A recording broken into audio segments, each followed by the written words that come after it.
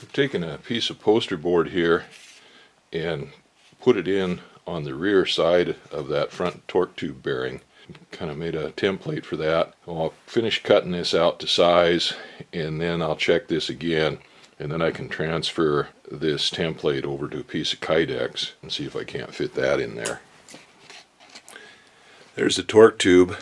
This is the front control stick mount, and this is the bearing mount for the torque tube. And this is where that cover goes that I just made. It covers that hole up pretty good there. There's a pretty good opening there that goes through the floor, and this goes right in there. It's got to go underneath that elevator cable and then pop underneath that fair lead there to fit up tight in there. But that works pretty good. That'll cover that gap up pretty good. And well, I can put screw in here, right here, and probably one up there in the front on both sides. That'll hold that in. There's the front, so you've got a hole in the floorboard right here. That cable comes out of there and then goes in that fair lead. I'm not sure how much crud will get down through that hole anyway. I don't know whether I need to make a cover for that or not. I'll have to contemplate on that a little bit more. Well, this one back here is the tough one. That's a big gaping hole in there. You got to have it kind of in there because you got to fit around these aileron stop posts here, and then the aileron, there's an ear that comes down off the bottom of that torque tube there to control the ailerons, so that's got to be able to swing back and forth. No matter what, there's going to be a hole in there. We can reduce it down maybe from the size that it is.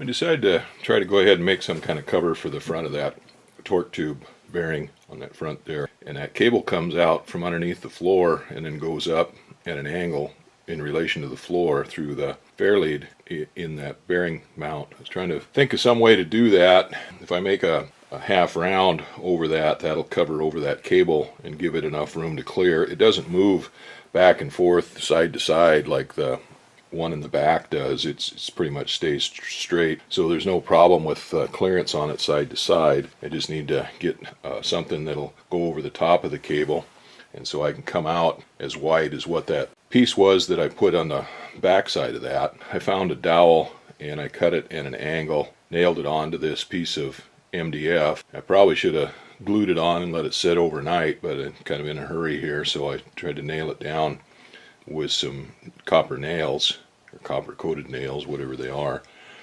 Anyway, the dowel split, but that's not going to really have any effect on what I need it for. I only need it for one thing and just for a minute, so I'll go ahead and give this a try and see what I can do with that. I was just going to try to freehand that over that dowel, and while Kydex was heating up, I decided I was going to use this piece to kind of hold it down to help form it. I decided to take a little bit out of this and kind of form that a little bit to help hold that down. So I took a half round bastard file and I started cutting a groove out of there. And of course, the more I cut, the more it fitted, the better it fitted, the more I cut. So we'll try that. I got a nice groove in there. That should make a little better piece, even though that thing is up there where nobody will ever see it. Well, here we go. Let's give it a try. See what happens here. Where'd the form go? There it is.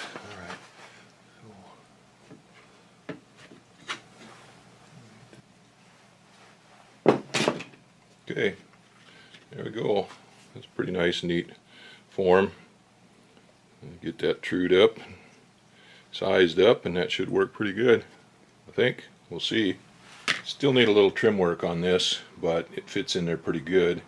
It wouldn't quite fit over that fair lead, so I put this mold here, this female mold, over the male mold that I made, and clamped it down, and then heated it up with a heat gun, and then just used this 2-inch dowel and kind of belled the mouth of that out a little bit.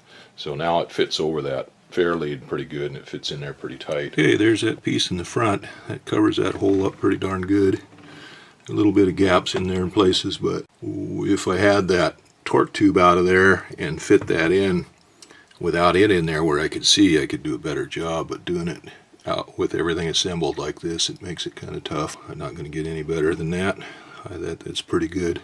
So I just put 2 screws in this, one on each side. There's nothing on here that's going to come back here and scrape on this and try to pick it up or anything. And unlike this piece here where there's a change from flat here to an angle up going up here, and you have to pull that down to meet that. This is just right on the flat here, so just have enough in there. Just put 2 screws in there. It's fine to hold that down with. That one is done. That closes that off pretty good there. Like I said, I'm not going to drop any shoes or anything through there. No fish are going to go down there. Get that cover on over this rear bearing post, bearing stand, and that covers that hole up pretty good. There's still a pretty good gap in here, and there's not much you can do about that. That's got to be there for that aileron control, but I've got it covered up just about as good as I can there. There's 2 pieces. I laid them out with poster board first. I laid out this piece first and then kind of transferred this measurement, because this is tapered here on this side. I transferred that over to, actually this goes like this, over to these lines, and because that fits in tight on this bearing stand here against that face right there.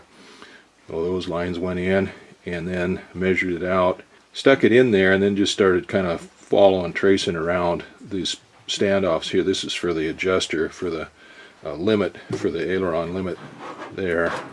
That stops torque tube from turning too far.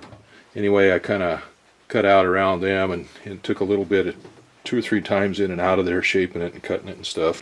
Then I took those and transferred it over onto the Kydex. I did this back piece first. I stuck it in there. It's kind of a challenge getting it in there because it's got to bend and flex, and there's a pulley here that this elevator cable runs on, and anyway, it had to go around all of that stuff. But we got it in there. Like I said, I had to have it in there 2 or 3 times just to. It only took me twice, I think, of getting it in there to adjust it. I had it a little bit too wide here, and this aileron portion here, I don't know what that's called, but anyway, that goes down for the aileron bell crank or whatever the hell that's called. Anyway, that was rubbing on there a little bit, so I had to take it out and do a little bit of trimming on it for that. But otherwise, it went pretty good. And then this one, I cut it out. It took me twice on it to get it shaped. I just got 2 screws in it. This one is kind of pushing down on the rear one. The front one's pushing down on the rear one. It actually goes through it a little bit and holds it down. This one kind of overlays that one. So probably a little bit of gap underneath here, but it's pretty good. A lot better than that big gaping hole that was in there before.